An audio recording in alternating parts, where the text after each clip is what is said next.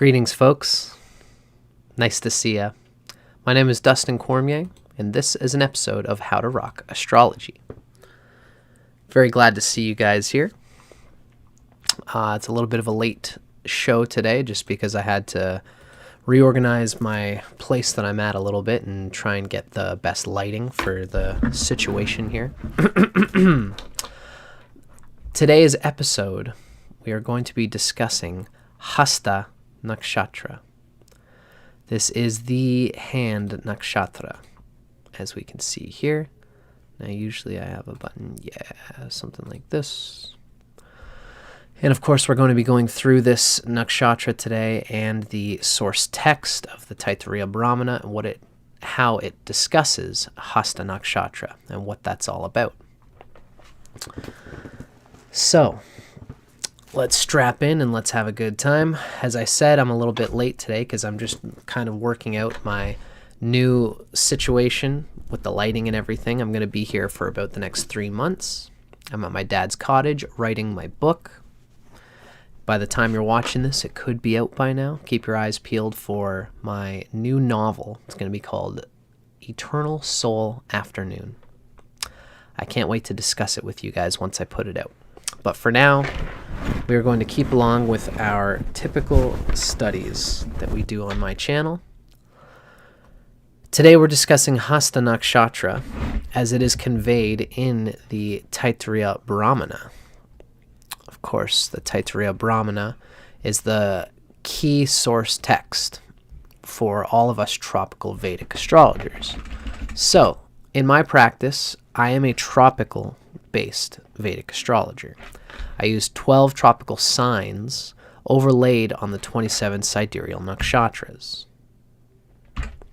I've got a few videos out on this. I especially have a great Age of Aquarius debunked video. It's not this one, but there's another one that's even shorter. Check out my channel for more information on that and for the sidereal tropical debate.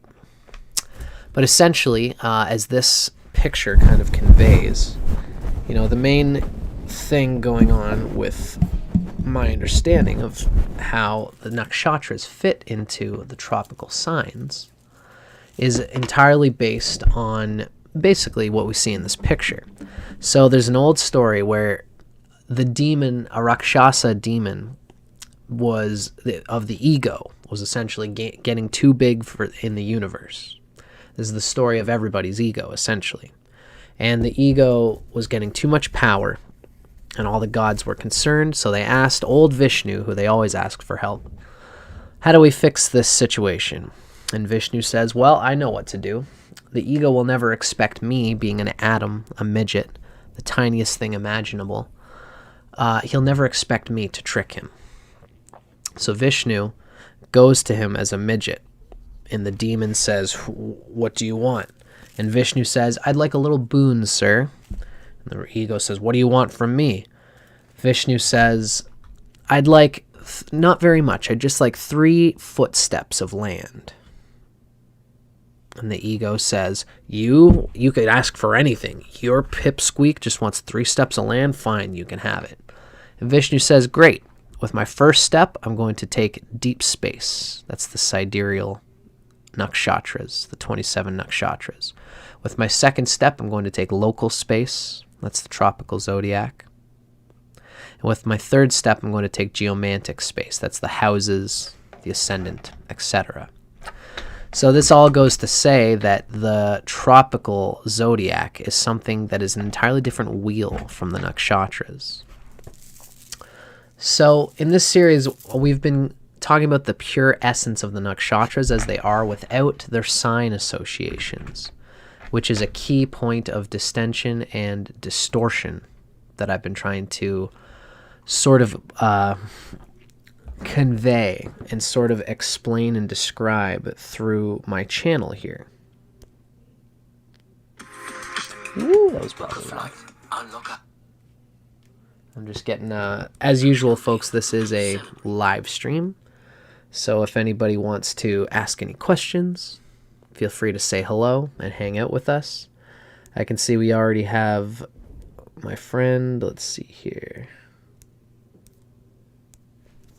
My friend Marcella Ramonet is here from Tucson, Arizona. Nice to see you, Marcella. So for anybody watching, feel free to ask questions along the way. For now, let's start digging into, if you want to get a little bit more about this, the introduction that I do here, I have an introduction to this series that you can check out on my 27 Nakshatras playlist, where it describes the nature of this distortion that we're talking about. So, what is the nature of this distortion, which the Nakshatras have gone through? There are two of them. Mainly the first one is that the sidereal, or the old Vedic astrologers who talk about the Nakshatras often assume that the signs that a Nakshatra fall into are inherent to the nature of the Nakshatra. But as we are tropical astrologers, we know that the tropical zodiac is spinning over a period of 24,000 years due to the precession of the equinox against the Nakshatras. So our desire in this series is to try and discuss the Nakshatras as they are in an undistorted way, where there's no sign association, where they're not married to the signs. Now, how would we do that? Well, what us in the tropical tradition have started doing is leaning especially into literature that comes from a time that existed before horoscopes existed. And there's one book in particular that gives us very deep information on the Nakshatras. The most authentic and undistorted literature we have available on the Nakshatras comes from this book called the Taittiriya Brahmana. It's a commentary on the Krishna Yajurveda and is considered to be a continuation of it. So it's not quite Vedic era, but it comes from before horoscopes were invented. So the nature of the distortion of the Nakshatras has gone through two reasons. Number one is the incorrect zodiac associations with a certain signs, the Rashis. And that's from the sidereal tradition, again, assuming the Nakshatras and the signs are one. There's also associations with the Vimshotri Lord. That's the planet that rules the first dasha period when the moon falls in that Nakshatra. So I try to convey, for example, I believe with Hasta, it's typically conveyed that the so-called ruler is, the ancient ruler is the moon. And that's what people think, that Hasta is going to take on the quality of the moon. And some say this has to do with the light swiftness of the nakshatra. In today's times, there might even be a bit of truth to this, but what we're trying to do is see the pure essence of the nakshatra outside of the Vimshotri association. Because the idea of the moon falling in a nakshatra at one's natal birth, and that the moon's first experience of a dasha, the Vimshotri Lord, the idea of that, of Vimshotri, came out long before the Taittiriya Brahmana. Sorry, I gotta be careful with my language. It came out after, long after. Vimshotri is something that was created like in the after 0 AD, in the area of time where horoscopes were invented. So we're going to go past even this, and we're going to go deeper into the nature of the nakshatra. Now, there are two dudes who are doing some of the great work as tropical Vedic astrologers discussing the Ayanamsha and the nakshatra. So Ernst Wilhelm has one idea of the nakshatras, and Vic Dicara has another one. Now, this is only one of Ernst's Ayanamshas. There's different ways of conveying it. For example, the Dhruva equatorial longitude is something that I've still got to work it out. One day I'm going to talk with Vic and Ernst and discuss the bare bones nature of these Ayanamshas so we can get to the root of them. But you'll notice for Vic Dicara, who pretty much uses Lahiri Ayanamsha, the signs are always a set standard. They're 13 degrees and 20 minutes of arc. So he hasn't let go of that. So for example, Kritika is 20 minutes, 47 degrees of Taurus in the tropical zodiac. And Ernst is around the same, pretty much 20 degrees of Taurus. But you'll notice Vic, since Vic keeps his circle a perfect circle, when you get to Magha, Magha falls into 24 degrees of Leo, but for Ernst, Magha falls in 16 degrees of Leo. Ernst's nakshatras kind of have an ovular shape. So for our sake today, the main thing we want to look at is the space of Hasta Nakshatra. We see for Vic Dicara, Hasta Nakshatra begins at 4 degrees of Libra. And for Ernst, Hasta begins around 29 degrees of Virgo. So for me, unfortunately, my Atmakarika Venus is right on the cusp here. Essentially, it falls as Hasta in Ernst's system. I'm at 29 degrees 40 of my Venus. But Vic would say that my Venus at 29 degrees of Virgo falls into Uttara Falguni. So this is what it is in today's time. You know, we don't exactly know who's more correct on this. We have to use our research. We have to research the signs and do what we can to find out for ourselves what would be the true positions of the nakshatras amidst the tropical zodiac in today's time, because the tropical zodiac is always spinning against the nakshatras. So stay tuned. I'm going to talk more with these guys about this stuff as time goes on. All right, so let's now start getting into the 4 classical nakshatra characteristics. Now, these qualities are not given directly in the Taittiriya Brahmana, and they may have been culled by cultural, some licentious authors and commentaries, and they might include some of the distortion points we've already mentioned. But I always like to mention these characteristics so that, again, as modern astrologers, we can start digging into and, discerning the wheat from the chaff, finding out which of these classical nakshatra characteristics are in line with what we read from the Taittiriya Brahmana. We have the activity, we have the 7 qualities, we have the sexual yoni animal, and we have the animal, plant, and mineral kingdom. In particular, Ernst Wilhelm has given a special credence to the kingdom, the animal, plant, mineral. Ernst talks about it a lot in his he mentions it as being important to the nakshatras, particularly more so than all these other qualities. So these 3 nakshatras all represent the Laghu and Kshipra. Laghu, when they say light, it means not heavy. So they can be dexterous and as well as swift.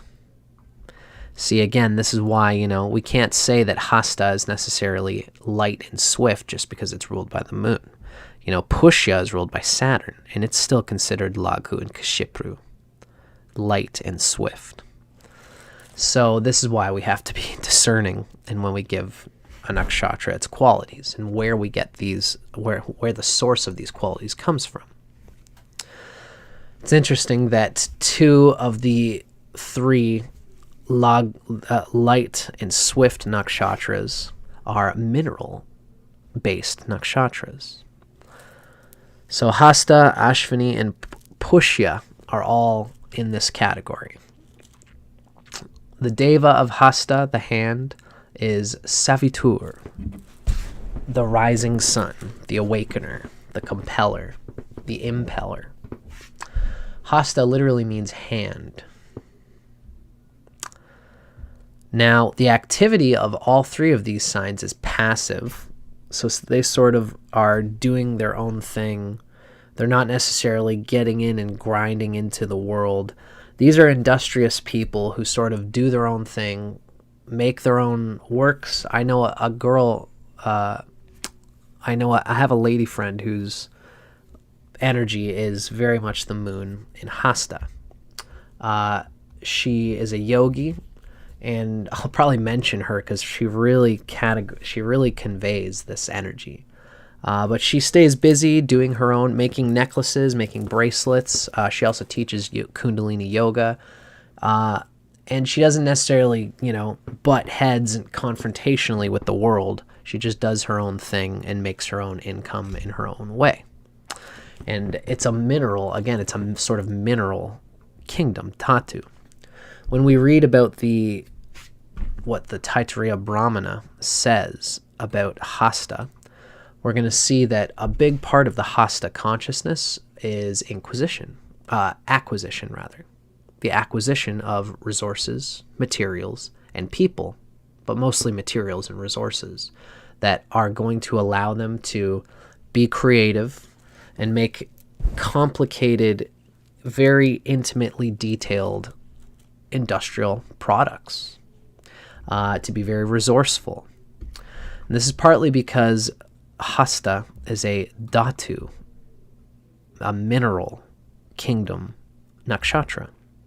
So when the moon especially falls into Hasta, or the Lagna, when the moon of the Lagna falls into Hasta, we're going to see a person who conveys themselves through this dhatu quality.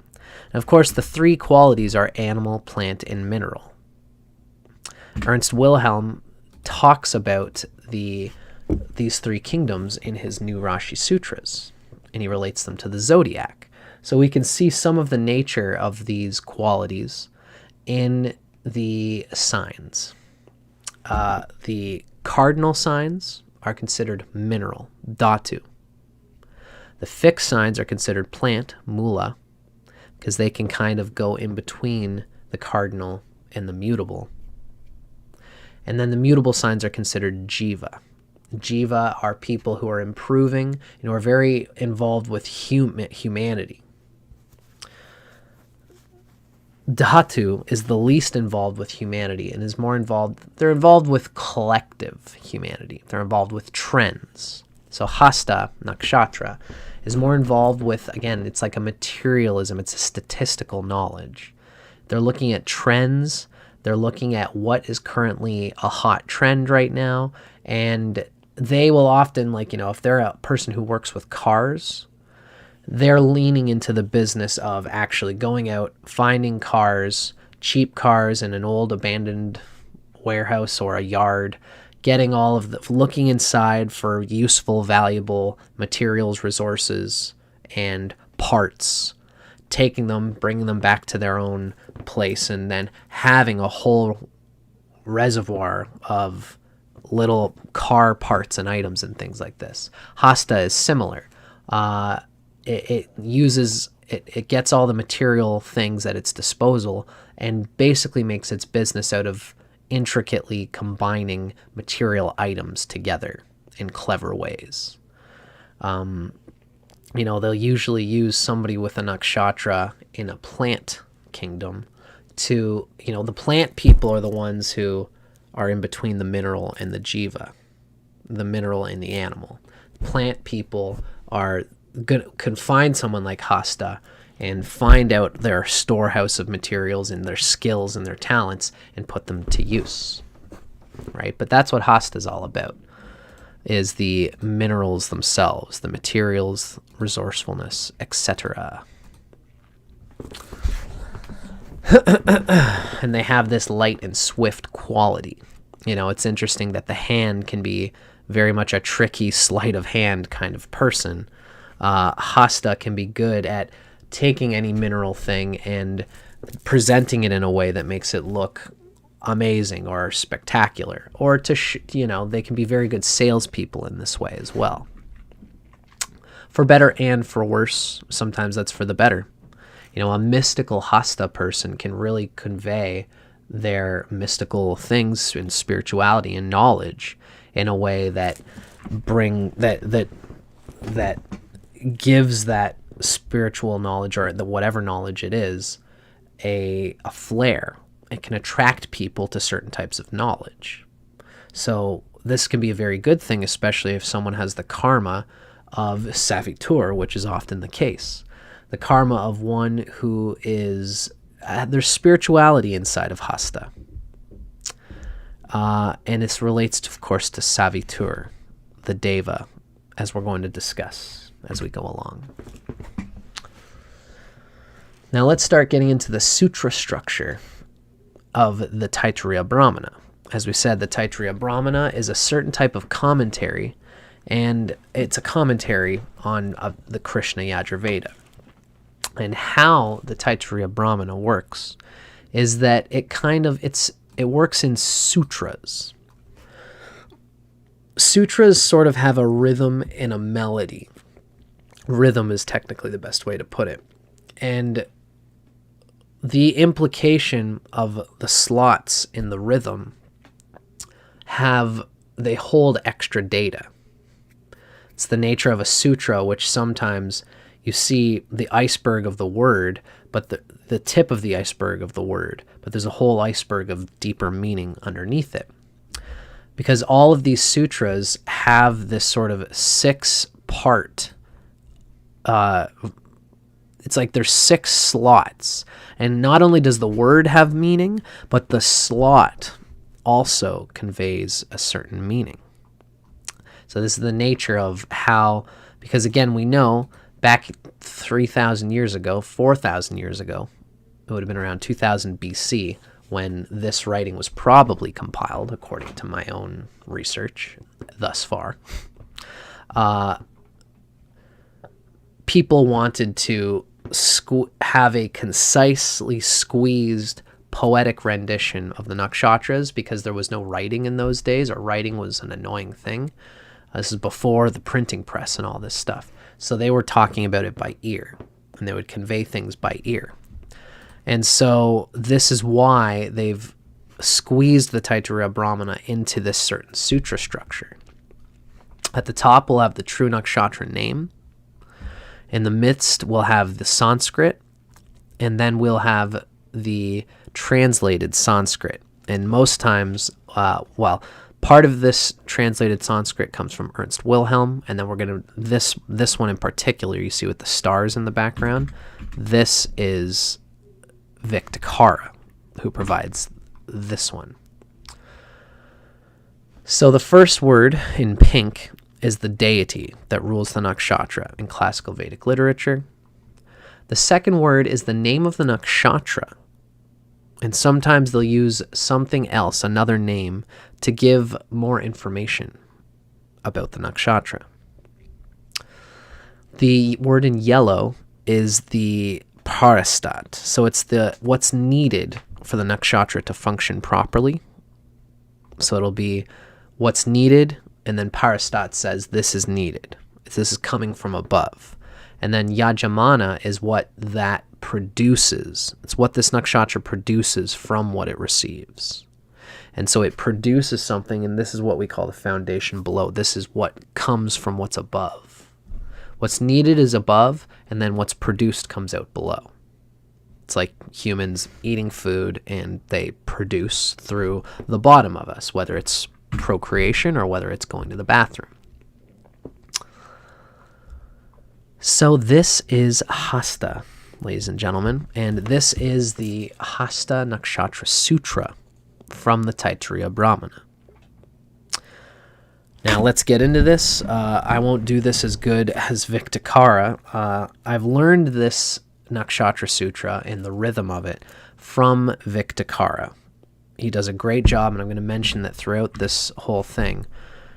Vic Dicara has got a great nakshatras course on his website, and I highly recommend it. And that's where this flow comes from. As well, when you go on Vic Dicara's website, his YouTube channel rather, you can see at the start of each nakshatra that he has in his new series, he goes through this. He goes through the flow of it. And so it goes something like this. Devasya Savitri Hasta Prasavaha Parastad Saniravastat Devasya Savitri Hasta Prasavaha Parastad Saniravastat.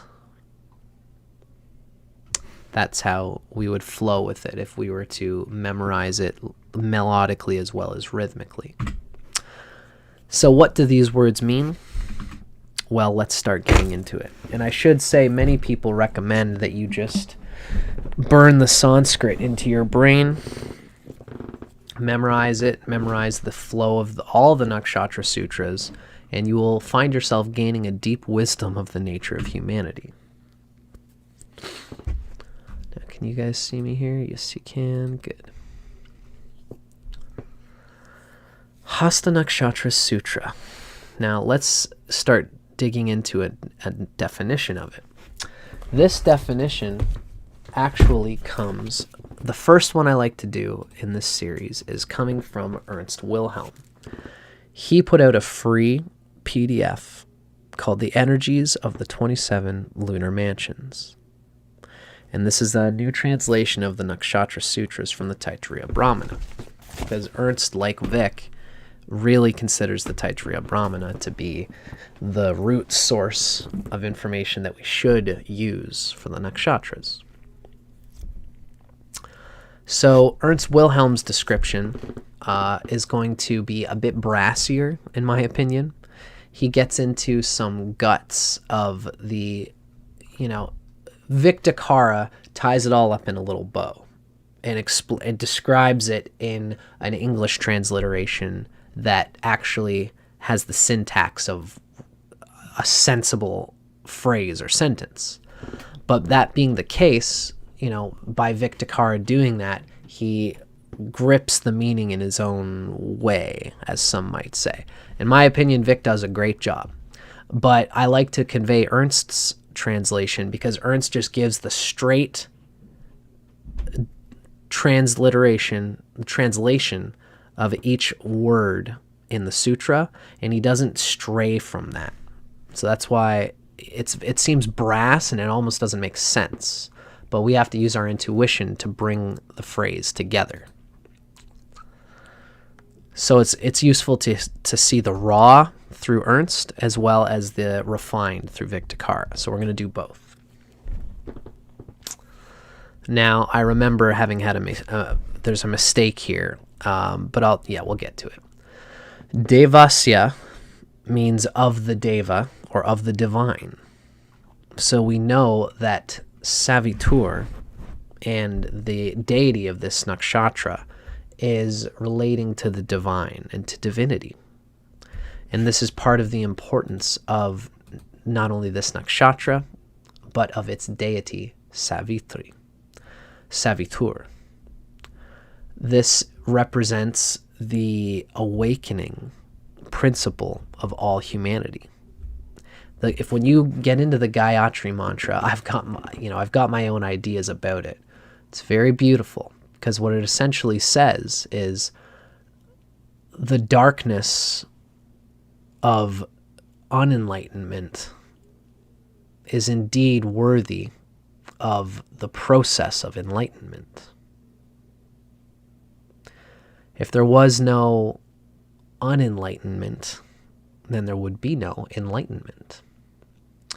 This is why the Gayatri Mantra kind of says, Om Boom Bhuva Svaha Tat Savitur Varenyam. Tat Savitur Varenyam. And Varenyam kind of means worthiness. Tat is everything, including the darkness. So everything, including the darkness, is worthy of Savitri, which is the awakening, which is the coming into evolutionary enlightenment and awareness and awakeness and consciousness. So Savitri, all the devas, all the adityas represent divinity in a way. But this is one of the only Nakshatra Sutras that calls its deity. You'll notice, for example, in Pushya here as an example, we only have one name, Brihaspati. And Brihaspati is an important part of the deva, of the Hindu pantheon of gods. But the authors do not call Pushya Devasya Brihaspati. Hasta is one of the only ones where Savitri, which is the nakshatra god, has the word phrase devasya kind of flanking it and sort of as a prefix to it. Shows the importance of Savitri in the Vedic awareness and consciousness, as well as the importance of Hasta. Now, of course, I should always say the nakshatras kind of have a narrative going on outside of natal horoscopy. When we read about Hasta, not every Hasta person, not every person with the moon or the lagna in Hasta is going to be a deific, beautiful, perfect person. The nakshatras represent a deeper meaning, and we see this deeper meaning in the Taittiriya Brahmana, because just like how, if you have no planets in Leo, we all still have Leo coming through us. In the same way, if you have no planets in Hasta, Hasta is still part of the geometrical web of human consciousness and collective consciousness, and Hasta is an important one in that regard. However, the divinity of Savitri does play a part in the native, as we're going to get there. So devasya means of the divine. Savitri is of the vivifier, who is an aditya, and this is, of course, Savitri. Savitri it represents the vivifying power of the sun, of sattva, of the inner light, of one's inner nature, of one's true nature. And it has a vivifying effect. Ernst Wilhelm uses the word vivifying, and this is a good word. Some people translate Savitri as the impeller. Some will translate it as, these sorts of similar things. I think as we're going to look at how Vic describes it as a sort of awakener of awareness. Because, of course, divinity is pure awareness, and Savitri is the rising sun, so it's the awakener. But how this awakening happens is through the essence of one's own inner light, inner truth. So the aditya deva Savitri, the vivifier, is what's described in the first sentence. It's the awakener of consciousness. So this awakener of consciousness has the nakshatra name Hasta, and Hasta, this is the mistake I mentioned, we don't show it here because I made a mistake there essentially, but it's the hand. That's what Hasta, and Ernst actually gives us the full translation down here. The hand of the aditya deva Savitri. So this is like the hand of enlightenment. That's essentially what this is describing. The hand of enlightenment is the delivery from above and the acquisition from below. The hand of the aditya deva Savitri is the delivery from above, which is what's needed, and the acquisition, sanihe, from below. So sanihe means reward, a gain, an acquisition, and prasavaha, Ernst describes it as a delivery. So a delivery of some sort is needed, right? Prasavaha is actually the padastat, as we can see here.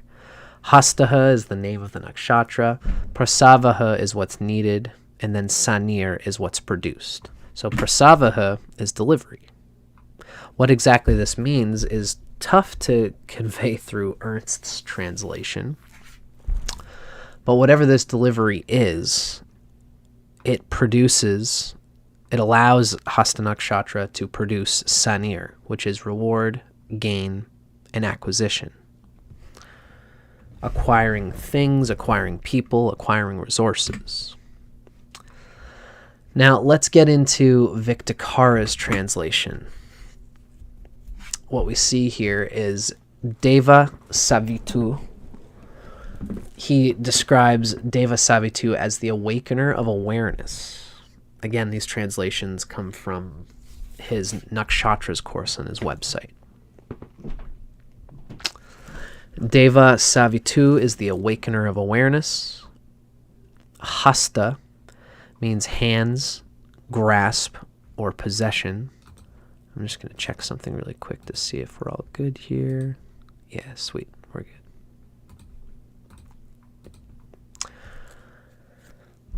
So hasta not only means hands, but it also means to grasp or to possess or to bring dexterous manipulation through the dexterous human hands. So the grasp or the possession or the hands, the manipulation of the awakener of awareness, essentially the principle of enlightenment trying to get a hold of us, does this by having prasava. And this is a catalyst. It's a bringing into being. Vic talks about how Sav, if I'm not mistaken, we're going to go through this anyway, but Vic Dicara talks about how Sav, the root is Sava, S-A-V-A, and that means life force or essence. So pra is a prefix, which means it's a, it's like a it's like a bringing, it's like the precursor to the life essence. So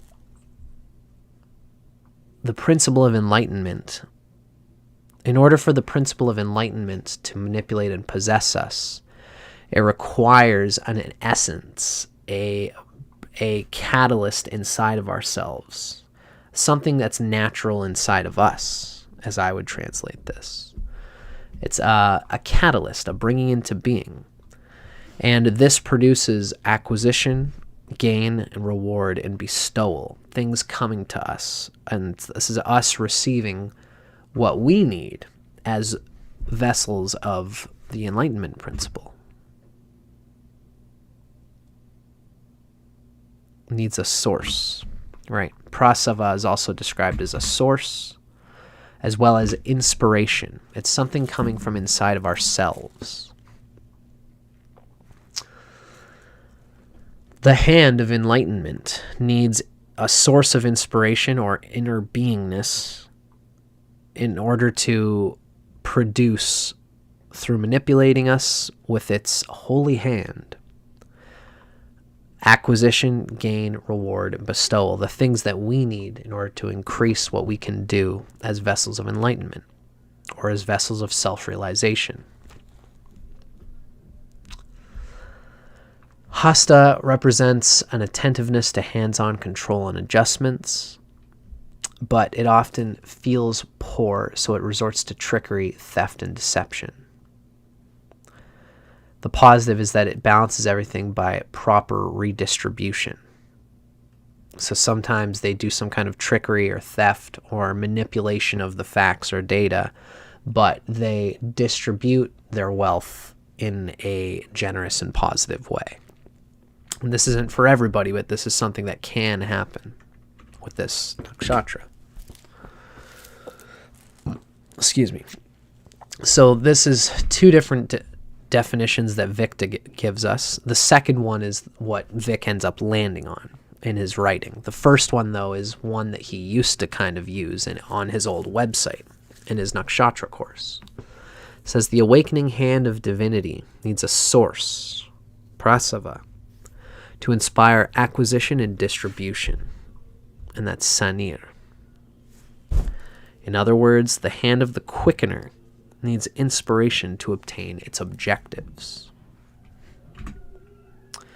It's very interesting when you think about it that obviously if this person with a hasta does not have inspiration from inside itself, if it does not have prasava, if it doesn't have some inspiring self-center, some center of personal identity that is beyond merely playing a role as a father or as an employee of a company, or as, if there's a deeper soul identity or an experience or a feeling of the inner soul that's needed.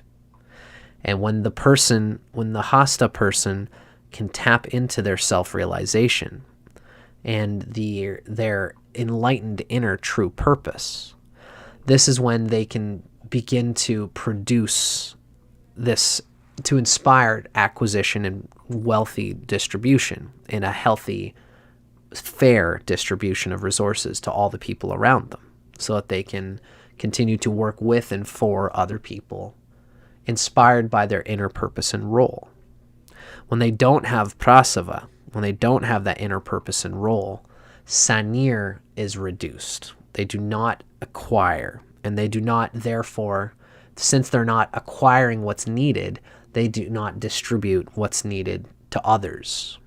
And so they become miserly. They can become feeling like they're not getting enough of what they need in their life. And so they start beginning to do things and manipulating things just because they want to acquire. They want to, a lot of times I've seen this this can be a spiritually egoic person who says it's kind of like stealing. It's a Robin Hood who steals from the rich and gives to myself, because then I know that my spirituality, the things that I'm doing, are so strong that I am going to ultimately do good with the wealth that I acquire through manipulative, sort of lying, sleight of hand means. I'm ultimately going to distribute it and do something good with it, so I don't mind if my means are a little bit shabby. And this, of course, will typically bite them in the ass in the end, because this person ultimately seeks to produce and to be regarded for consistently producing a proper distribution of mutual resources, including knowledge, and even to be an awakener of others. This person will feel an intense desire and need to be a spiritual awakener of sorts for people, and their material reality is something that they just got to get over and deal with and do in a fair way, slowly and patiently. If they don't do that, their spirituality will always have an ego to it, because they have to learn to deal with their dhatu ego, not necessarily just their ego, but yeah, their dhatu way of being, which is mineral. They're a part of the material world. They have this spiritual enlightenment quality to them, but this is an enlightenment that needs to find balance with the material world, as we've said. The best way to say it is that what's required for this person, there's a great Kriya Yoga saying, comes from the lineage of Babaji. It's Lokananda Samadhi Sukham. Loka is the world, Ananda is bliss. So Lokananda is the bliss of the world, Samadhi is samadhi, and Sukham is sweetness. So the bliss of the world, of mineral, of the material world, is the sweetness of samadhi, which is enlightenment. And this goes to show that the material world is a conveyor, a channel for our enlightenment. It's very deep stuff when you consider what Hasta and what is being said in this nakshatra in a way. Beautiful. So that is our Hasta Nakshatra. Now I'm just realizing. Right. So thank you I hope you guys enjoyed that. I do love doing what I can and conveying these things in the way that we do here on this channel. We've got more to come here. So we've just described the Nakshatra Sutras essentially through the bare bones of the language.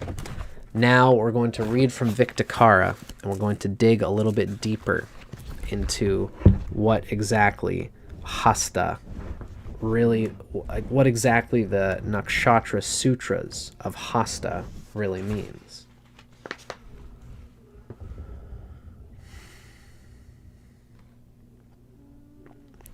Now, just for a little bit more background context, Vic always gives us, at the end of this book, Nakshatra, the authentic heart of Vedic astrology, Vic gives a overall story of the nakshatra gods.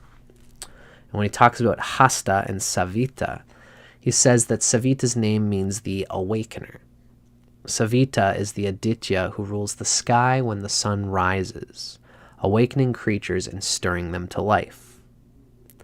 He is the god of expanding alertness and awareness with increased attention to detail and stimulation to interact with the world and utilize it in more and more refined, dexterous, and detailed ways.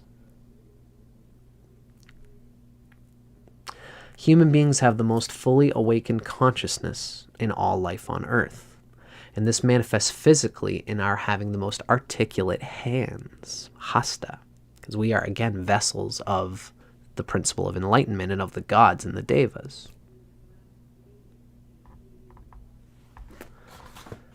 Beautiful. So we're going to talk a little bit about that as we get in here. Again, this comes from Nakshatra, the authentic heart of Vedic astrology, by our boy Vic Dicara. And we're going to go through our last reading of the Nakshatra Sutra, and then afterwards we're going to get into the summary as well as an interpretation of planets falling into Hasta Nakshatra. For now, let's dig into a little bit of what we see from the Nakshatra Sutra. And again, we read, "The hand of the quickener needs inspiration to attain objectives." Let's dig into what exactly is meant by this. I'm just going to see that you guys can see me. All right, very good.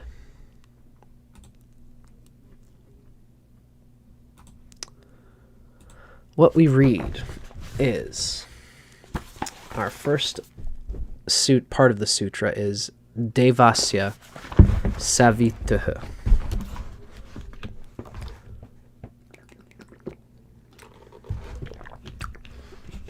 The word Savitri literally means awakener. The god bearing this name is the god of the rising sun. This sutra addresses Savitri as a deva. And again, this is one of the only sutras that has devasya before the deity name. This is very much following the convention set in the famous Savitri Gayatri of the Rig Veda. That's the Gayatri Mantra, as everybody should know. The word deva literally means brilliant. It's light. It's luminous, self-illuminating from within. It refers to the divine light of consciousness itself. It's absolute truth. All other things in the world can have a contextual basis for their meaning, purpose, and truth. But the only context to the self is the self. That's why it's self-luminous, and it gives all the objects in the world meaning. So the phrase used in this sutra, Devasya Savitri, literally means the awakener of awareness. Right? Devasya Savitur is the awakener of awareness. Savitri. Now, so therefore, the first thing we should know about Hasta Nakshatra is that it signifies heightened perceptivity and awareness. Now, our next word, Hasta. The word Hasta literally means hand. And as we've said already, hands are very sensitive and dexterous and uniquely manifest in humans. The earthly life form with the most broadly awakened consciousness is humans. And hands allow humans to interact with the world in fine detail, creating and using complex tools. This is part of the dhatu, mineral nature of Hasta Nakshatra. So Hasta Nakshatra signifies this dexterity, and a capacity to operate well with very fine details.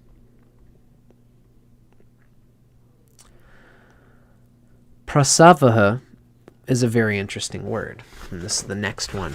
This is, of course, prasavaha is what's needed. It's the parastat. And this prasavaha, as Vic tells us, it's a very interesting word. The prefix pra means pro or for.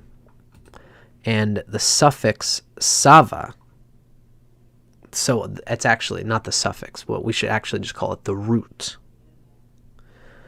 The root word in this word is sava, because this often happens in Sanskrit where you'll have a word and it'll be based on a root, and that root will either have a prefix or words added to it on top, but there's always a root word that begins the meaning of every Sanskrit word. So here sava is the root, and the root sava means life force or essence. So the prasava is literally means evoking life force and evoking the essence. It's the quickener. It's the inspirer. So hence this word prasavaha usually denotes motivation and stimulation, a bringing out of one's inner essence. It's a giving birth. It's a bringing things to fruition and multiplying and increasing resources. So there is a desire and a need in Hasta, because this is the parastat. This is what's required in order for Hasta to operate. There's a need for an evoking of essence or an evoking of life force. So there's a motivation and a stimulation, a pushing to do something, to give birth to something, and to bring things to fruition. It's a motivation. So part of the character of Hasta is needing some kind of motivation.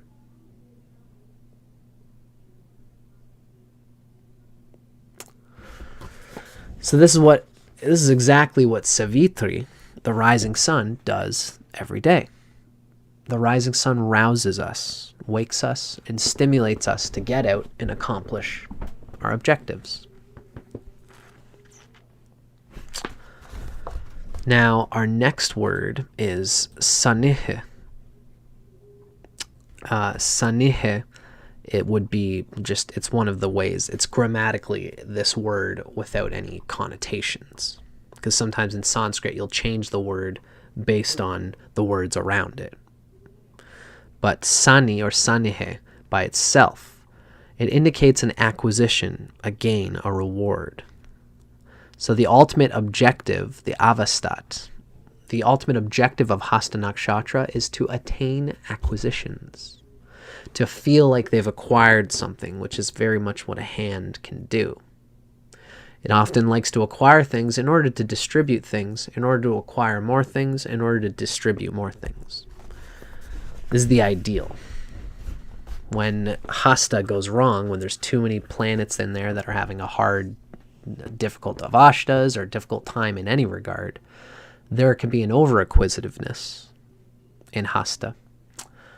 That just depends on the karma and nature of what's going on inside of Hasta Nakshatra. But obviously, acquiring things is not necessarily a bad or evil thing, as we can see from Savitri being such a revered and prominent deva in Vedic literature, being the deity of Hasta, whose objective, whose avastat, whose prerogative is acquisition of things. So in summary, what we read is Hasta Nakshatra wakes us up and makes us more active and attentive by giving us inspiration to attain objectives. So we have these little inspirations to attain objectives, and they can be long-term objectives or they can be short-term objectives. By increasing our alertness and attention, Hasta Nakshatra helps us to be more deft, dexterous, and effective in how we attain our goals. And this is true for everybody because we all have Hasta Nakshatra inside of our energy field, one way or another. But this is also true of natives who have an emphasis of planets inside of Hasta. Whatever planet is hanging out in Hasta, there's going to be this engagement with alertness, attention, dexterity, and essentially effectiveness in reaching our goals. How to do it in an effective way, in an economical and ergonomical way. Doing it in a way which the complex dexterity of our process, of our means of attaining something, helps us to attain that thing more quickly and efficiently. You know, it's like my yoga friend who creates necklaces. You know, she will turn her necklaces creation into an assembly line where she'll just have fun getting into it, and it'll be complicated. Each one will be very different, very artistically original, but there will be an effective assembly line in producing that originality, right? Just to give an example. So, wonderful. We've gone through the Nakshatra Sutra of the Taittiriya Brahmana describing Hasta Nakshatra. Now, the next thing we want to do, and this is always a key part of my readings in this series, we're going to look at the interpretive information on Hasta Nakshatra, which basically means how can we interpret planets falling into Hasta Nakshatra. So, let's read what Vic Dicara says.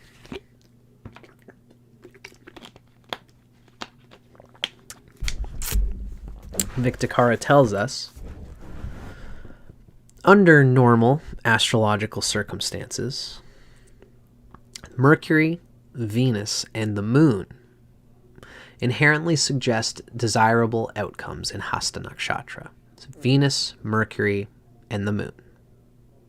Makes sense. These are planets of artfulness, of a devotion for a craft and passion for a craft for its own sake. In the Moon's case, the Moon inherently, we're going to read that in a moment, but Mercury is known to be very dexterous, getting into the details of things. Mercury is also very intelligent and highly refined. Mercury is also mercantile, and in Mercury in Hasta suggests business and commercial savvy. Again, this is somebody for whom the Mercury's capacity to be playful, to have abundance, and a merchant's best trick is to make, through their phrasing, through their presentation, to make something seem better or more quality than any of the other items that are competing. And Mercury has a mercantile way of making the most out of each thing. And this doesn't necessarily even need to be a manipulative thing. Imagine you're at a market and you're traveling, and a savvy person with Mercury and Hasta says, "Oh, you're traveling. Oh, you know what you might enjoy while you're traveling is having this new type of towel that absorbs water very well, and you can keep it on you, and it's easy to wash." Or this like an unfolding. You ever seen those kettles where you can squish it like this so it's thin, and then you open it up like this, and now it's a proper kettle, but it wouldn't be this big, it'd be more like this big, but it's not taking up much space because you can collapse it. Very useful for a traveler. A Hasta Mercury person will be able to effectively explain that to somebody who's traveling, and it might actually help the traveler. You don't necessarily need to be manipulative, you just need to be clever in how you convey what is needed to who's asking for for something, right? For a quality good. Now, the moon fares well in Hasta for a similar reason. The moon is the repository of all desires, which is another way of saying it is the home of all of our inspirations. The moon is. So when in Hasta, the moon indicates an abundant motivation and inspiration, allowing one to find pleasure in pursuing goals intelligently. So the moon, being a repository of desires, is going to be well served by being in Hasta, because this allows the moon, which is a very critical load-bearing wall in the soul, for the psychological aspects of the moon to go well, and for all its needs to be met. That means that all of our needs are being met and that we're enjoying that process. So to have the moon well placed in Hasta Nakshatra shows that whatever little conveyances, whatever little things need to be done through the moon, which we have an emotional passion for, we find pleasure in pursuing all these little goals in an intelligent way. So the moon does well here. Now, Venus symbolizes the perceptive potency in our senses.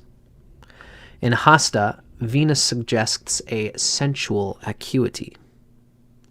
So in a person who's intelligent about, like, let's say room design, about designing a trip, traveling and being comfortable on the trip, an internal emotional enjoyment, not just emotional but subjective comfort enjoyment.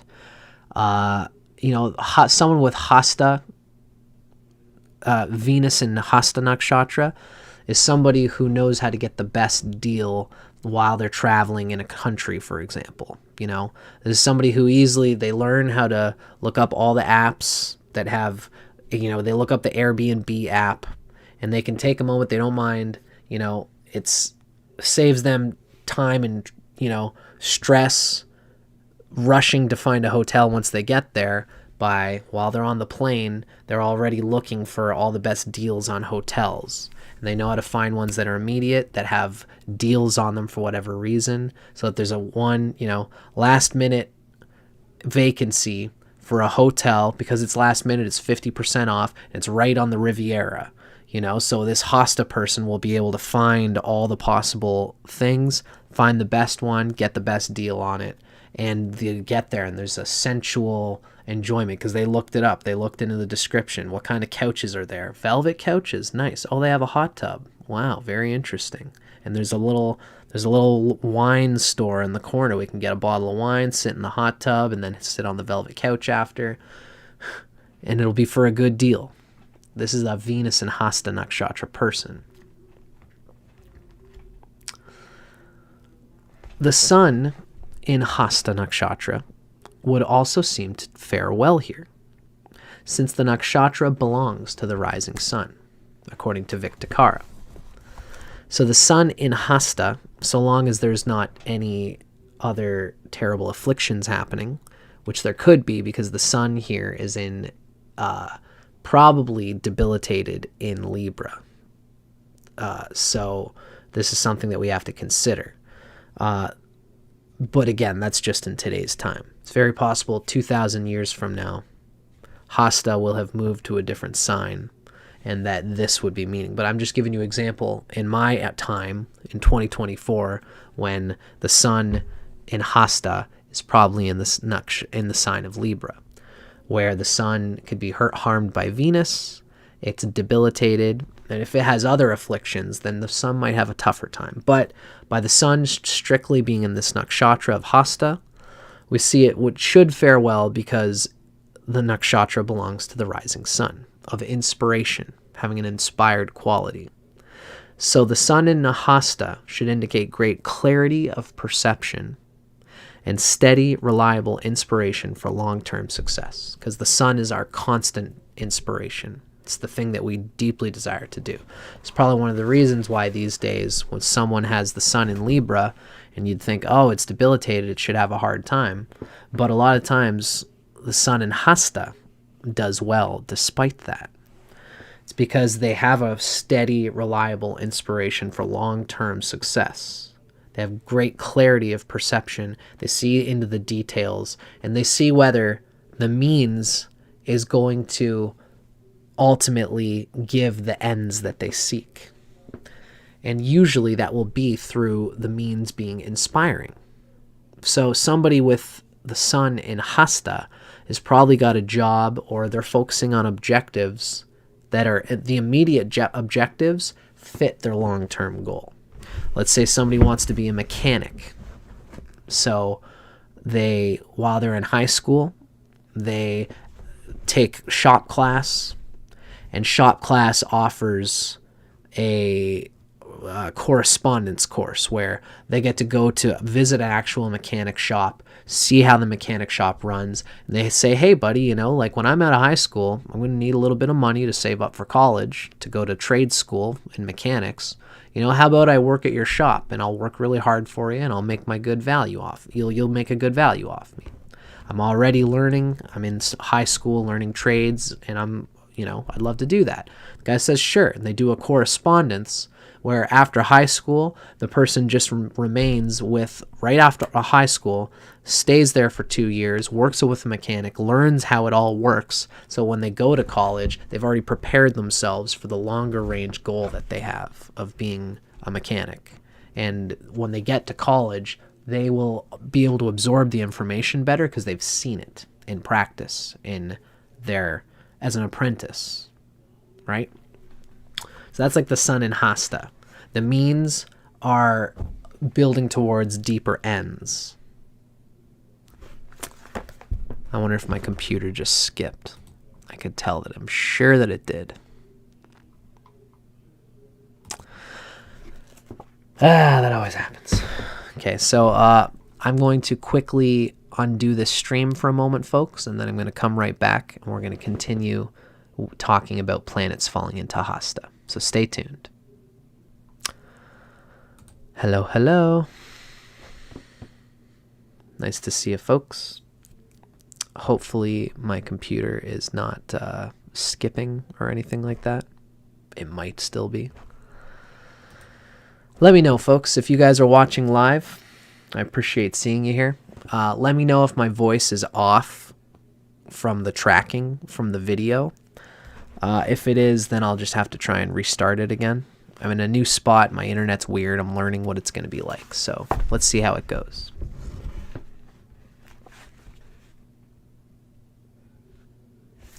So the sun generally does well in Hasta. It tends to abide by its inspirations from the beginning, so that its whole life it's building towards its deeper acquisition, its deeper purpose. And it can be firm in its business dealings, and it can be firmly learning all the dexterity needed to do well in its field. Now, Vic Dicara tells us that Rahu has an outward flow of consciousness. I'm going to wait on Rahu because I always like to do Rahu kind of closer to the end. I do Rahu and Ketu typically closer to the end. But it's interesting to note here that Vic mentions that Rahu has an outward flow of consciousness that does well with Hasta, because Hasta is a materialistic dhatu nakshatra. It's a nakshatra that wants to have outward material success, which works well with Rahu. Shucks, I'm going to say it first because Vic has put it first here. And it's because Rahu, I think Vic always puts all the planets that do well first, and then he puts the planets that do neutral or less well at the end. So what the heck? Let's sit here. Let's do it here. This is Rahu in the sign, in the nakshatra of Hasta. Vic Dicara tells us that Rahu has an outward flow of consciousness. It's going outward. It has desires to be manifestly expressed in the material world as material success. And Rahu's outward flow of consciousness synergizes well with Hasta, signifying a heightened awareness, especially of how to match supply and demand to make profit. Again, with the industrial nature of Hasta as a mineral nakshatra. We have any planets falling here are going to say something about a person's ability to be industrious or their desire to be industrious. So Rahu falling into Hasta will give somebody a desire to take the momentum of their knowledge, their spiritual knowledge, their gifts, their talents, and to apply it in a manifestly providential way, in a way that brings them abundance and success, especially, as Vic has said, through supply and demand in particular. Again, like my yoga friend, she has her supplies. She gets, finds the cheapest little stones, the cheapest little adamite and obsidian and all these little types of stones. And she finds the cheapest thread and she wraps them together, finds a way to easily wrap them up in a rock so that the materials are cheap, but it's high quality value. So that they can sell for positive. They find what's in demand and they find a supply and use the demand and the ease of their supply to make a profit and to make success out of it. And Rahu will be savvy, especially with this kind of thing. So we can see Rahu doing generally well in Hasta. And it's probably going to amount to a desire to have material success. And material success is probably going to be somehow involved in the narrative of the person's evolutionary course in life. So Rahu does well here.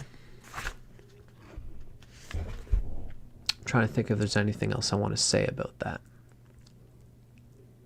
Of course, Rahu is the evolutionary instinct inside of all of us. So it's likely that just as Rahu is going to help Hasta,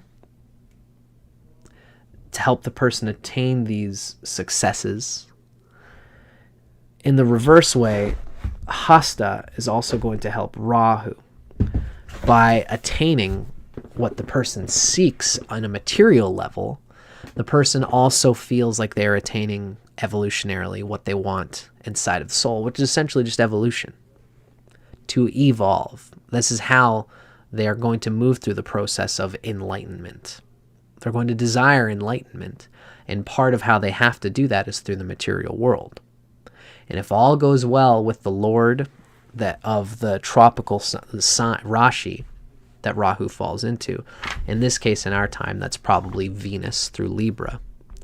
If all goes well with the Lord of Rahu and the sign that Rahu falls into and all the cusps that Rahu might be getting involved with, then there will be a chain of dominoes that leads to success materially, and this will bring success internally and spiritually for the person.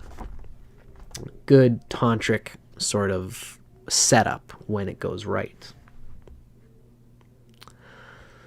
Now, Jupiter in Hasta seems rather neutral. Jupiter is not one to get necessarily too wrapped up in material success.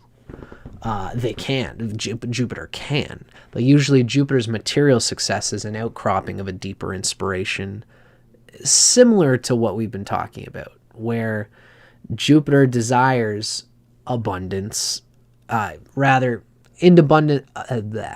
abundance is an indirect fruition of Jupiter's dedication to a role, to something, and to an inspiration, to a sacrifice, to a dharma that Jupiter seeks to emulate and move towards. It's an even deeper objective than the sun. But while the sun and Jupiter are both sattvic, the sun is so involved as the center of the light of our universe. The sun does well looking into all the little details of things and developing on the means You know, like the sun is something that, like I mentioned, that will do well being a mechanic. The mechanic is my larger goal, so I'm going to dedicate and devote myself to being a mechanic in this way, this very specific, narrow gate for things. But, you know, the Jupiter of such a person, you know, the sun, if you got the sun in Hasta, wherever Jupiter is, that's a deeper, you know, like, why does the person want to be a mechanic? Is to help people, is to gain enough money so that they can build a family. These are Jupiter things. Now, if Jupiter is all wrapped up in the means for its own sake, it's going to lose the deeper, bigger picture. It can. So Jupiter seems rather neutral here. We might expect that it indicates heightened perceptivity regarding morals and laws. So Jupiter here can almost be a sort of, you know, you might find the person being a politician who has an acuity, a strong heightened perception of morals and laws and how they're manifesting in the economy, for example. You know, where this is a person who can use their manipulatable sleight of hand in a way that gets people seeing their deeper dharmic role as being a community leader, or as a politician who wants to do good things in the world by presenting a case in this way. Jupiter and Hasta ultimately has to kind of get into a bit of the sleight of hand in order to convey whatever it is, whatever it wants to do. You know, if you want to be a Green Party person, you know, you've got Jupiter and Hasta, you want to get into ecology and saving the planet, for example. So you've got to get into the politics of, you know, politically speaking, people only want their tax dollars going towards a little bit of ecology because that's important, you know, but most people aren't really that focused on it. They want to have money so they can have a successful life. Ecology is a part of that. So somebody who's a real ecological minded person will probably realize that politics are involved in bills that destroy the wetlands, that destroy the trees, putting up wind farms that mess with the migration patterns of birds. And a Jupiter and Hasta person could get involved in sleight of hand, showing people, see, this is the reason why this is important. You know, you guys are going to have less money in the long run, less economy in the long run if we don't have birds. So let's put our money and our taxes towards this. Jupiter and Hasta can do these kinds of things, rally for it. It's just all a lot of energy for Jupiter to be leaning on, and a lot of the times they won't make good on their desires because it's so dependent on the people around them. Jupiter likes things that are not dependent on anybody. I'm going to build on my dharma. Nobody needs to see it. It's coming from within me. It's yoga. It's devotion to my family. I can always do whatever job the sun puts me through, but I'll always be able to dedicate to my family. So if Jupiter's in Hasta, it's not about your family per se. It's more about doing moral goods through your trickiness and through your cleverness, which the world needs that. And that can be a very useful thing, especially if this is like Jupiter Atmakarika, if this Jupiter is very significantly placed here. Ultimately, however it goes, we can see why Jupiter can get sandbagged, the dharma of a person. You know, they could feel like they didn't succeed in as much as they could have because their success was dependent on the people in the world. So Hasta's good at that. Jupiter and Hasta, we could see why it's neutral. So the other planets seem to indicate more challenge in Hasta.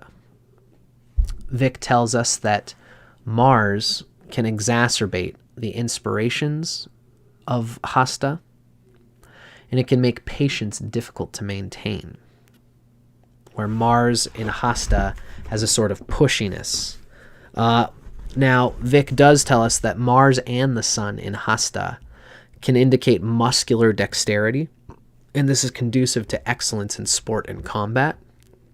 So Mars in Hasta is like a soccer player or a basketball player or somebody who has this muscular dexterity and can use it in a light and swift way and can be very conducive to positive advancement of a talent and skill, especially as an athlete, as a sports person, etc.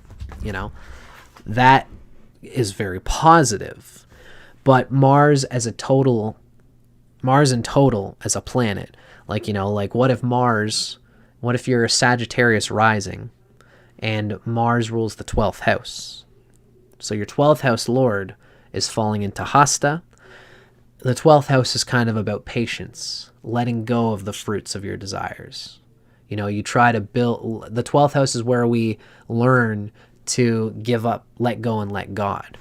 So if Mars is the 12th lord and it's in Hasta, we can see that there's a desire in this person to use Mars in order to attain things, to attain material successes, to use their intelligence and skill in intelligent ways. And there's a deep pushing desire to use it, and that you're not always going to win them. You can't win them all. So it's kind of a dangerous thing to have the 12th lord falling into Hasta. Again, if it was any of the other planets, that would go well. If the 12th lord is Venus in Hasta, you're going to just enjoy surrendering money, or, there'll be a spiritual intonation to sitting comfortably. You'll even want to meditate on the velvet couch that you find for a good deal through Venus and Hasta. But with Mars as the 12th lord in Hasta, or Mars as any lord in Hasta, is going to be impatient to convey what Mars is the Bhavesha for, what Mars is the lord of, what Mars is the house lord of. So Mars falling into Hasta needs to watch its impatience, and it's almost a little bit too pushy with the sleight of hand things, because Mars wants to essentially improve itself, improve its world, and Mars is the one planet where self-interest is allowed. It's supposed to be allowed. Mars does well in a nakshatra where self-interest is natural. When Mars is in Hasta, there's a little bit the sleight of hand, the ability to, again, be that perverse Robin Hood where you steal from the rich and give to myself. In order to, again, Hasta ideally is ultimately can do that in order to gain goods, and then maybe they'll start their own business where then they sacrifice and surrender for teaching people yoga. It's like, I want to make a yoga studio where I teach real yoga.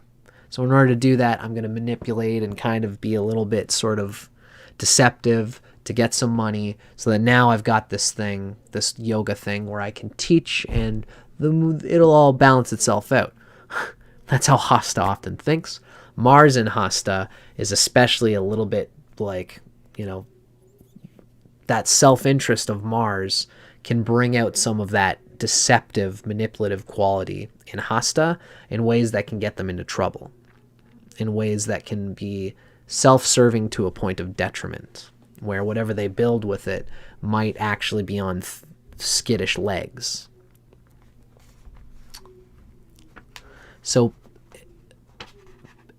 Mars exacerbates the inspirations and makes patience difficult to maintain. That's what Vic tells us. Now, Saturn in Hasta, what we read, it's one little sentence. We read, Saturn in Hasta depresses the inspirations and dulls the perceptions. Just as Saturn, when it falls into a house or sign, can signify a depressing or a decreasing or a dulling of whatever is in that sign and house. It's the same thing when Saturn falls into a nakshatra. Although, of course, this deadening quality is good for nakshatras where Saturn is welcome. And there are plenty of nakshatras where Saturn is welcome. What we read here is that Saturn has a tougher time in Hasta, because Hasta is about inspiration. It's about perception. It's about using the inspiration. It's like, I'm writing a book right now, and if I've got this deep thing that I want to write, I need to have a perception I need to have a depth and intelligence and acuity of something to say. And then I've got to say it. And I've got to say it in a way that matches what's in my head and is also presented well. Saturn in Hasta might find itself not clearly knowing what they want to say, how they, or what they want to convey about whatever it is they're dealing with. And Saturn in Hasta might find that when it finally does say it, it's dull. It only vaguely portrays what's trying to be said there. Saturn is supposed to be patient, enduring, going towards the long haul. We can kind of see why Saturn doesn't do well in a light and swift nakshatra, such as Hasta. Saturn might, because even though it's a mineral nakshatra, the mineral nature of the nakshatras, remember, in the tropical zodiac, the dhatu, mineral nakshatras, are conveyed by the cardinal signs. Of course, Capricorn is cardinal, so Capricorn does relate to the speedy aspect of Saturn. But in the nakshatras, Saturn falling into this dhatu mineral nakshatra, it's not well served because it lacks the speediness, the cardinal nature. Saturn lacks the quickness, the swiftness of perception, because it's dealing with karma wherever it's falling. It's dealing with karma with regard to Hasta. It's not exactly inspired to deal with what needs to be done with its karma. They just don't fit. It's like an aspired artist, or how should we say it? A stern taskmaster, a slavish person who wants to just develop a pattern, develop a groove. That's Saturn. Just wants to have a solid groove, and this is what Saturn wants to do. So take this person who's a slave, who's just an everyday working person, and put them in an artist's space, which requires inspiration, which requires quick perception. You need to put the paint on the picture in a certain way that matches your inspiration before your inspiration disappears. Someone with Saturn in Hasta, someone who prints Kodiak pictures of things instead of painting them. Instead of having an inspiration to make something deep out of a painting, they just print them like Walmart, and sells them for cheap. In a way, finds a way to sell these posters for cheap, and there's no inspiration involved, and it's just purely a monetary gain thing. It's almost depressing that that they have to do it in this way. So Saturn depresses the inspirations in Hasta, and it can dull the perceptions. It can make the person really uninterested in the details, in the means of the work that they're doing. In our time, Saturn would be exalted in Libra in Hasta. So it's interesting that, again, you've got to consider how Saturn is it being delighted? Some delight to Saturn will make the person, whatever they're just grinding out in Hasta in order to acquire things, in order to make a business out of things, they could still do it well. If Saturn is very well placed here, then in the tropical zodiac, whatever angles to planets are happening there, it could be a very good thing for Saturn, and they could do well here. But by the nakshatra, Saturn is not going to feel great and inspired like all the other planets typically do in Hasta. So Mars, Saturn, and Ketu are the three planets that don't do as well. Jupiter's neutral, Saturn, Mars, and Ketu do not do well with the material quickness of perception and need to be swift and wise in your dealings in the material world. Ketu's inward flow of consciousness, because Ketu is the moksha karaka. It's the significator of letting the world go and falling inward into essentially liberating ourselves from karma, liberating ourselves from the need to deal with hasta, to deal with sleight of hand. And this can be this is like, hasta can work well because it can be very good to have someone in your corner who sattvically applies themselves to this sleight of hand.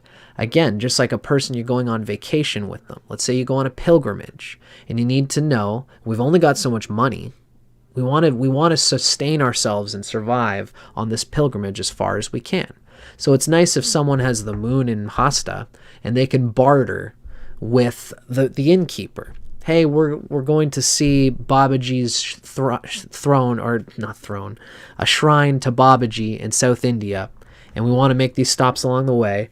And a hasta moon person is talking to the innkeeper, and they make a good bargain. Maybe we'll help you guys pluck some weeds for an hour or two, or we'll do something to help you so we can make our way. Somebody with Ketu in hasta is they're going to have a hard time dealing with that reality that's all around us. It's not an evil thing. It's not, it's natural for anybody to want to sort of haggle and bargain with every item that they deal with. Every time you buy something along the road on your pilgrimage, it's going to involve haggling if you're savvy to that.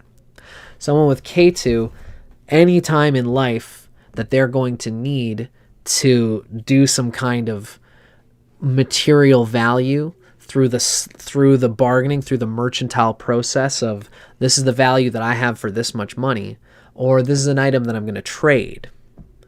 If somebody has Ketu and hasta, they might find it difficult to trade items and to find a proper value for them. They'll find it takes way too much time. This is somebody who we all could use like online marketplaces, put our item out there, and it can be frustrating. People message you and say, is this item still available? I think I might get it. And 2 days later, they text you back and say, you know what, I didn't actually want it.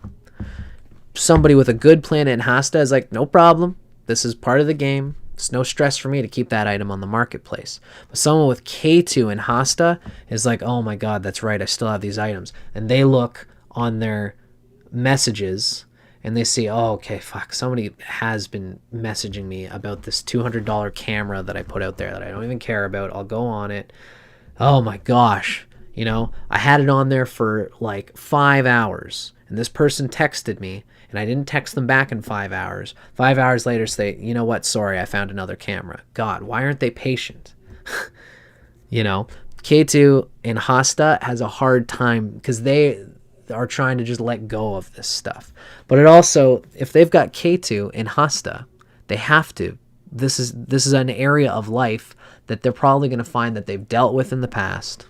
They've spent many past lives dealing with mercantile things, making things look pretty, getting the best bang for their buck, for selling an item or for receiving items, and having that supply and demand.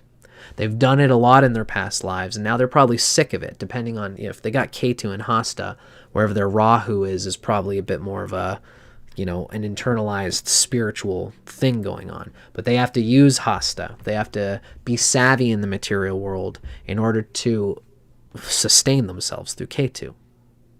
That's what Ketu is. It's our life sustainer. And Ketu can probably get frustrated, just like Saturn. Saturn and Ketu can get frustrated in finding self-realization, finding a way of aligning their material means with their deeper spiritual ends. They probably feel that the material reality of their lives, it takes away from their ability to do what they want with Rahu. And ultimately, again, hasta is about inspiration, the quickening of using your material world and being inspired through the material world to do your evolution, to be with your evolutionary process, whatever that means for you. So Ketu and Saturn are both going to find that they can't align their spiritual desires with their material desires. They can't align their spiritual desires with the material world. They think it's just broken. It's not made for me.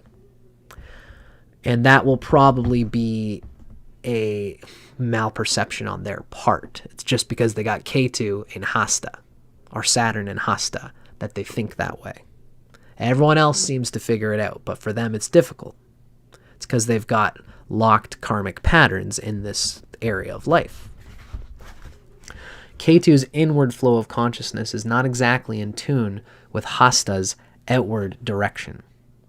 Suggests an awareness of unusual, unseen, spiritual things, and a lack of inspiration for conventional acquisition.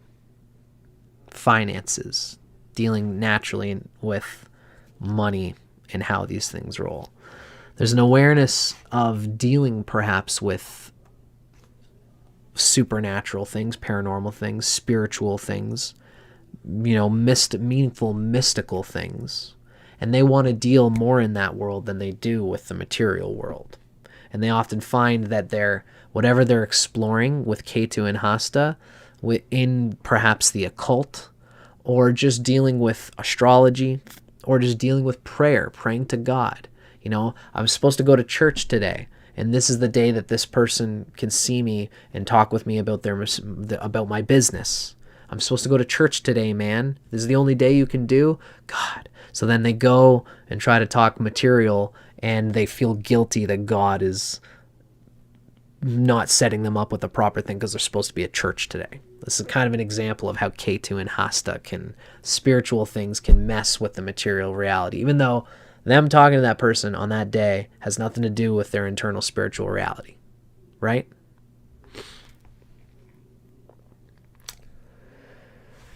So that's a pretty good conveyance of Hasta and finding planets falling into Hasta Nakshatra.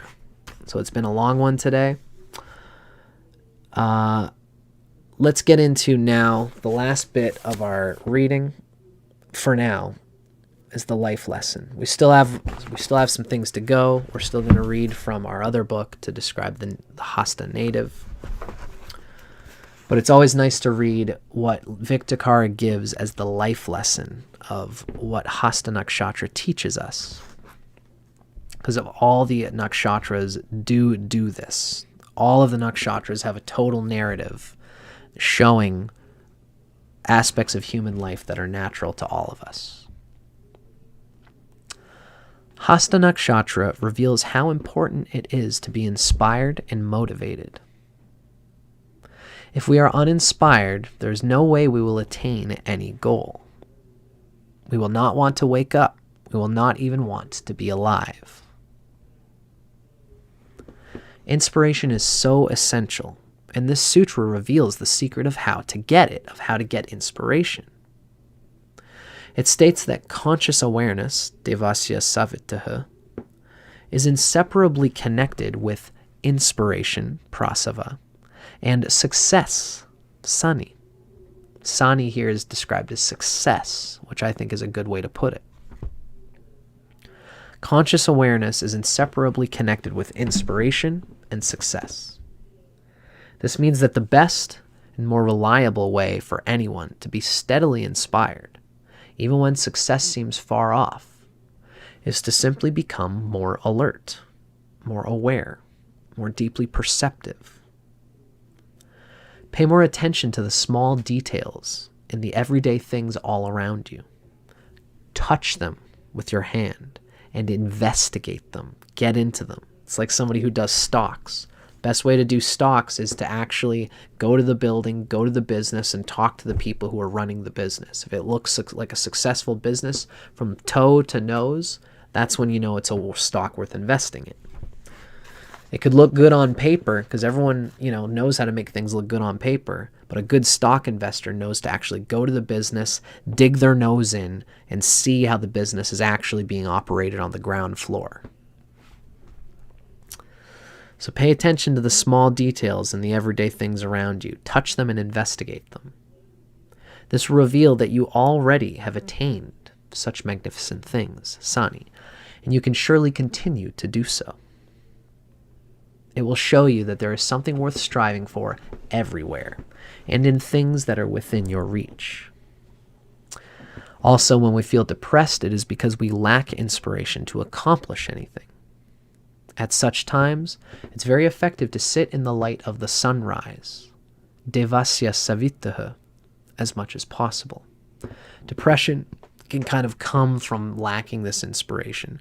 So especially people who have Ketu and Saturn falling into Hasta, but everybody, because Hasta being the upholder of, really more importantly, Savitri. All of us, whenever we get depressed, when we feel like we lack deeper inspiration and meaning and purpose, we would all do very well to sit in the sun, the light of the rising sun, and meditate and see what that rising sun is saying to us and means to us, and just absorb it and be with it, be present with it, and let God speak through it. Very nice little adage from Vic Dicara there. Now, this is a supplication. Most of this it's poetry that comes from the latter part of the Taittiriya Brahmana. We read about Savitri, and it's sort of like a prayer that Vic Dicara gives us as something extra. May Savitri, awakeness, come to us in the golden chariot of dawn. Make us full of joy, refreshing us by increasing our awareness. May Savitri inspire us to do good and to do fulfilling deeds. May Hasta Nakshatra grant us immortal wealth. May our hand be dexterous enough to grasp it. Savitri is the giver. He grants the acquisitions that are the goal of our endeavors.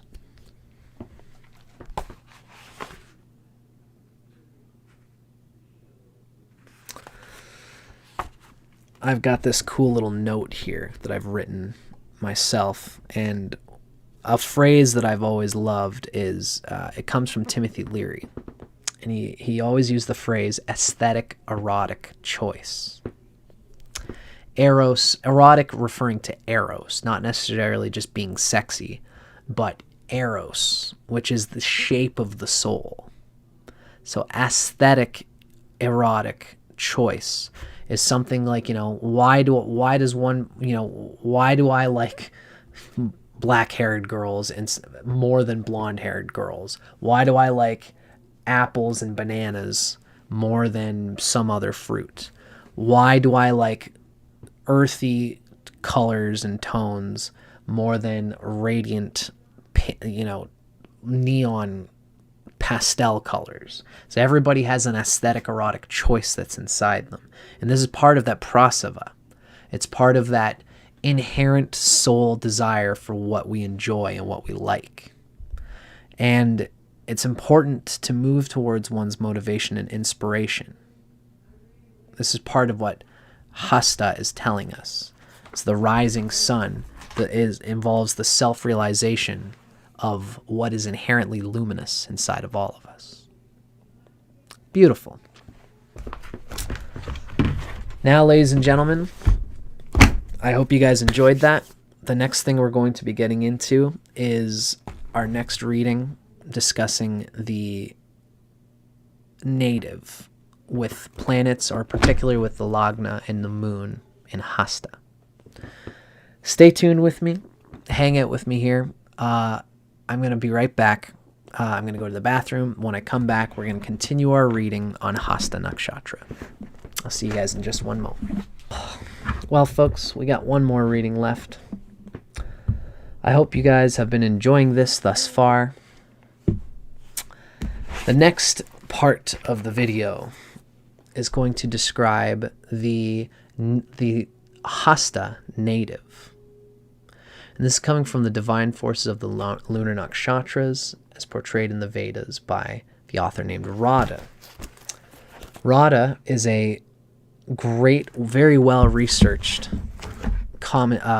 author who has pulled together the nature of all of the devatas of the Lunar Nakshatras, as they are displayed in the ancient Vedic as well as Puranic, all Vedic literature. Specifically the Vedas. And she takes the nature of the devatas, such as in this case Savitri, and implicates it into what could be expected from the nature of a native who has the moon or the lagna in the sign of Savitri, the sign of Hasta, who is lorded by Savitri. So, of course, the nature of the Hasta native can be from the lagna, from the moon there, or from just an important planet there. That could be the Atmakaraka. It could be that there's just simply 3 or 2 or more planets falling into Hasta. So there's kind of a stellium in that nakshatra in a way.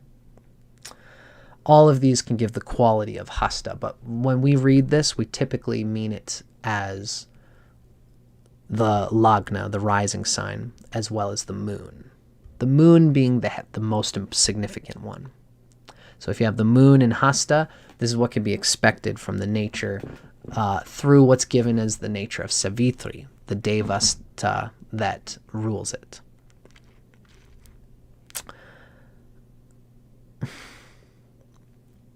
Hello, Kimchi. My friend Kimchi has been watching my videos with their friend since way back, and I'm so glad to see that you've been enjoying Kimchi and that you and your friend have been hanging out with me all this time. Thank you so much for being a part of this. The energy of other people just makes the bliss of Vedic consciousness and culture that much more meaningful to me. So thank you for being a part of it, Kimchi. How sweet. Okay, let's talk about the Hasta native. Associated with one of the most powerful mantras, which is the Savitri Gayatri, or the Gayatri Mantra. For the study of wisdom, this nakshatra confers on its native a strong attraction to spiritual knowledge. And this is something we've already mentioned. The person with Hasta, the Hasta native, is going to have a strong attraction and an interest in spiritual knowledge. Just as with Pushya Nakshatra, this native's journey towards enlightenment is likely to include initiation from a guru. Pushya has Brihaspati for its god. So, as the god Savitri represents enlightenment, essentially, the whole meaning and purpose of Savitri is the rising sun of the perennial, ever-evolving bliss of self-realization. So it makes sense that there would be an attraction to spiritual knowledge, and might even, the natives' journey towards enlightenment might include initiation from some kind of guru. Nothing less should be expected from one born under a nakshatra classified by Jyotish Shastra as divine, deva, and with the aim of spiritual liberation, moksha. It's really the deepest meaning and purpose of Hasta, using the hand allowing the hand to be the channel of Savitur, of enlightenment, of true Brahmana, self-realized consciousness, and to put one's things in order in this incarnation such that moksha can come about. As with all nakshatras, however, the actual manifestation of these lofty qualities is dependent on other confluent factors in the birth chart and in the soul. And it makes, I'd like to mention again that I have a friend who I know who has the moon in Hasta, and they happen to be a Kundalini practitioner. They've gotten into a certain camp of Kundalini practice, and they are doing they are teaching this yoga, and it's a very specific, niche, nuanced path that they had to get into through the guidance of a teacher who acted almost as a sort of guru for them. So this is just more to the same point. My friend Kimchi has asked, could I do a Q&A someday? Yes, Kimchi, I will. Of course, if you have any specific questions related to what we're talking about today, you can always feel free to ask. But for a specific just sitting down and talking all things Vedic, I should do that. I've been thinking about doing that generally anyway. Maybe I'll do it while I'm, right now for 3 months, I'm at my dad's cottage. I'm writing my book right now. So maybe I'll take some days to just sit down and have a casual Q&A like that. Thank you, Kimchi, for prompting that inspiration. I appreciate it. I think it's a good idea. Cool. Now, in a worldly-oriented chart of a Hasta native, the quest for wisdom may be channeled through higher education and lifelong programs of self-study. An example is Bill Clinton, who had the Lagna, Mars, and Venus in Hasta, according to this author, who directed his abundance of Hasta energy towards earning advanced degrees. He's a graduate of Georgetown University, and he earned a Rhodes Scholarship to attend the University of Oxford. Clinton later received a law degree from Yale Law School. Now, with its faculty of purification, Savitri repeatedly cleanses the thoughts of devotees, enabling the mind to be a vehicle for wisdom. I think again of my friend who is a Kundalini yoga teacher, where Kundalini involves a lot of kriyas, which is cleansing of the nadis through various ways and means, especially through pranayama. So this divine ruler of Hasta impels the native to endure repeated mental purification until all thoughts, ideas, and beliefs run clear. As a result, the native's noble quest for knowledge is not always an easy one. At times, they must learn through repeated trial and error. Now, there's something I have to mention here.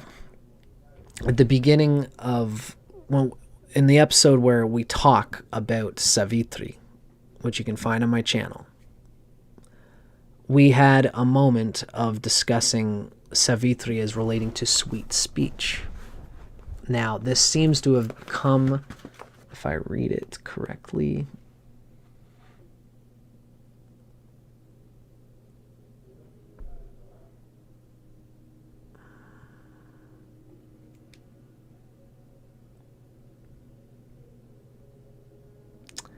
dang, I'm not going to be able to find where I saw it. But needless to say, there is mention of Savitri as having a purity of mind and as a lord of sweet speech, whom one can pray to in order to sweeten the speech that they utter. Now that actually comes not from Vedic literature, but from one of the texts mentioned as the Vajasaneyi Madhyandina Samhita. So it's one of the Samhitas. So there is an inference that Hasta Nakshatra natives can have a sweetness of speech in some ways or fashions. But the author here, I think it's possible that there's a distortion through history, which comes from the author mentioning that Mercury is exalted in Hasta because Mercury in the sidereal tradition, Virgo in the sidereal tradition, it holds Hasta. But of course, I'm a tropical Vedic astrologer, so I wouldn't necessarily say that the sweetness of speech is something that is inherently conveyed through Savitri because of that reason. In today's time, again, we're learning about the nature of the nakshatras. It's good for us to keep in mind and ponder for yourself if you have if you or somebody you know who's a Hasta native, whether they have this creative verbal expression, imaginative use of words, the sweetness of speech, and a love of language and linguistics, which can develop into a talent for writing, poetry, song composition, storytelling, and even comedy.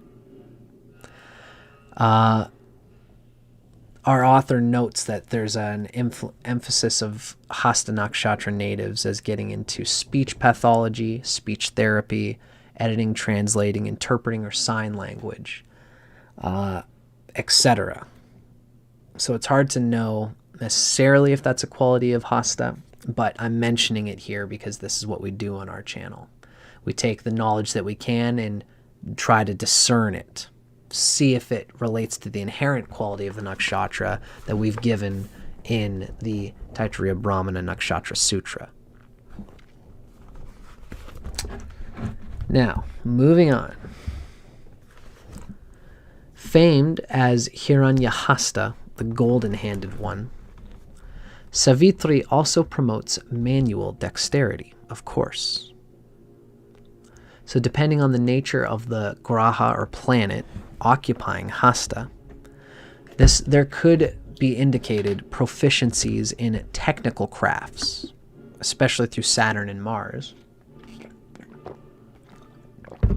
Sort of systemic technical crafts, as well as artistry, having Venus in Hasta, or especially music, having the moon or Venus in Hasta, as well as acts of magic, having Rahu or Ketu in Hasta. There's mention, for example, if the third Bhavesha, of course, Bhavesha is the third lord. So, for example, for a Leo rising, Libra, it rules the third sign from Leo. So, Venus is the third Bhavesha for a Leo. For Sagittarius, Aquarius is the third sign from Sagittarius. So, Aquarius being ruled by Saturn, Saturn would be the third Bhavesha, the third lord for Sagittarius, right? So if the third lord, the third Bhavesha, which represents the hands, by the way, the third house signifies hands. So if the third lord occupies Hasta Nakshatra, and this falls into the sixth house of healing, then look to healing modalities that make use of the hands, such as Reiki or massage work. If the 10th lord of career occupies the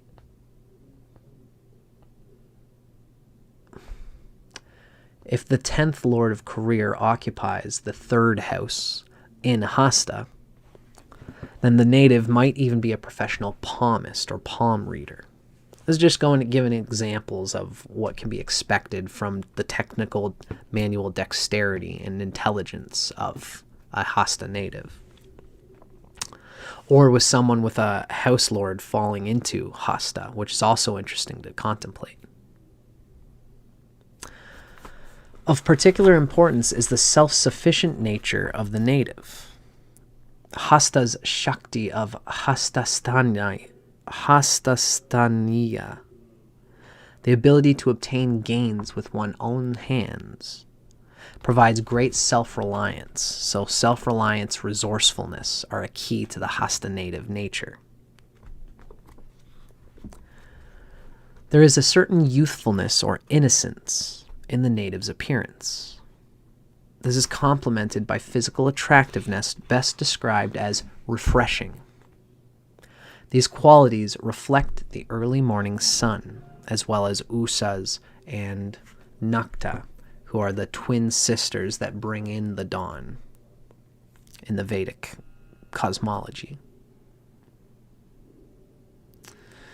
Just like the animating morning sunlight that enlivens all creatures, the presence of the Hasta native illuminates, inspires, and stimulates those around them. At times theatrical in expression, their exuberance for life bubbles up from an endless supply of energy. Likewise, there is quickness in action and constant physical or mental activity for the Hasta native.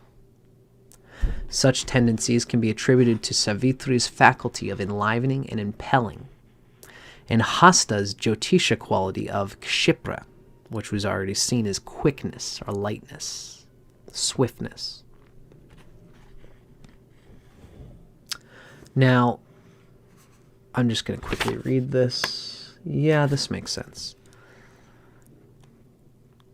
The poster child for Hasta is Sherry Lewis. So this is somebody who is very much Hasta Nakshatra. This is a person who has the Lagna, the rising sign, and the moon falling into Hasta Nakshatra. Sherry Lewis is a ventriloquist, a comedian, and a puppeteer. Sherry Lewis displayed a unique gift with both voice and hands. With her refreshing and chaste persona and her brilliant sun-red hair, Lewis became famous for her show Lamb Chop, loved by children of all ages. Even the main character of the show, Lamb Chop, displays the innocence and animated qualities of Hasta. Prior to Lamb Chop, Lewis hosted the Cartoon Club, where she entertained children with stories, arts and crafts, tricks, and games. By the age of 13, Lewis was already performing magic acts with her hands and was adept at juggling, baton twirling, and piano. Very cool. Now, the Hasta native excels at those sports requiring a quick hand, such as tennis, racquetball, or ping pong, as well as sports and games that involve a quick mind. Mind-bending games, chess, and competitive video games. The Hasta native's motivation is a desire for competence and skill rather than the need to compete per se. They're more motivated by being competent and having a skill and talent that they can sharpen and carve through competition. Competition is a secondary motivation, if at all. Indeed, under most circumstances, this native actually shies away from competitive arenas, preferring to orchestrate the actions of others, just as Savitri and his two golden-rayed arms orchestrate the daytime activities of men, just as Savitri in the Vedas, as we've already read, didn't get into the actions or the competitions of the other gods, but it was orchestrating them. So, rarely found bullying their way through life, the Hasta Nakshatra native uses charm rather than brawn as a survival technique. It's working smarter, not harder. Should Hasta be afflicted, this native's amiable ways may cover up a tendency to manipulate others for personal gain.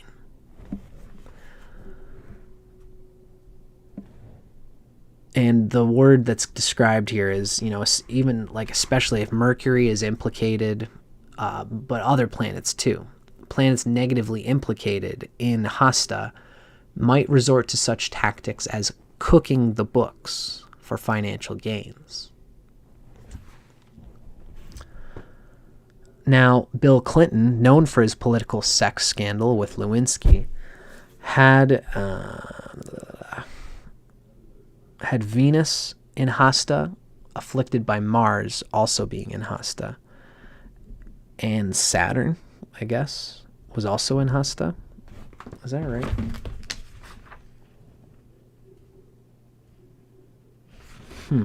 That's a lot of stuff in Hasta, which is pretty crazy.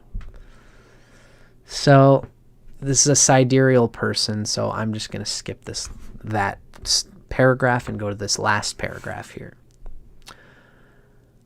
Finally, just as popular and glorified Ushas maintains a special relationship with her brother Savitri, a bond of endearment may exist between this native and a sister or sister-like figure. Perhaps such a person, accomplished in her own right, paves the way for the success of her Hasta sibling, just as Usha's paves a pathway for Savitri every morning. Beautiful. Very lovely. That was it, folks. That was the Hasta Nakshatra native, a truly plucky, mentally diligent, dexterous, mindful, and potentially enlightening individual, depending on the confluence of the rest of their chart. I hope you guys enjoyed going through this with me. I'm Dustin Cormier. Stay tuned. I'm going to be doing more stuff in this series as time goes on. And of course, I eventually intend to finish my Nakshatra series. Thank you for everybody. Thank you to Kimchi, Brutus Always Mind, Avanti, and Marcella Ramonette for hanging out with me, for being a part of this reading, as you guys so often do. My name's Dustin Cormier. This has been How to Rock Astrology. Stay tuned for more stuff coming up in the future. And keep your eyes out for my book that I'm eventually going to have out at some point as well. Take care. Enjoy the rest of your week.